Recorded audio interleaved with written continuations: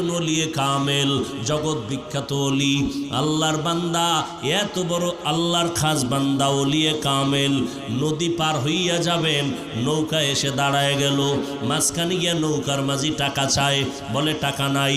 এবার নৌকার মাঝি গালাগালি শুরু করলো, মালিক ইবনে দিনার আল্লাহকে বলে, আল্লাহ তুমি আমার জীবনের কোনো আমল যদি পছন্দ করো, এর বিনিময়ে তুমি ইজ্জতের বাঁচাও। আল্লাহ দিলের মধ্যে এলকা করে দিলেন তার জবাব বুদ্ধি। আল্লাহওয়ালাদেরকে আমার আল্লাহ মাঝে মাঝে এলেমের নূর দান করেন, হঠাৎ করে আল্লাহ কেমনে সিনার মধ্যে ঢুকায় দেন। ও আল্লাহর বান্দা, তখন দেখা যায় বান্দার মধ্যে এই বুদ্ধিটা আগে ছিল না, হঠাৎ করে জবান থেকেই কথার বুদ্ধির বহির প্রকাশ হয়ে গেল। এটা আমার আল্লাহ দান করেন। এই বুদ্ধি বা এই অলৌকিক পাওয়ারের নাম হলো আল্লাহর দেওয়া নূরের একটা আলো।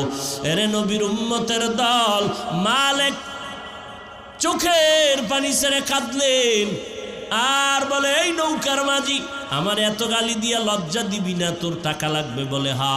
মালিক ডাক দিয়া কয়, এই নদীর মাছ, যত পারো স্বর্ণের টাকা নৌকার মাঝিরে দে।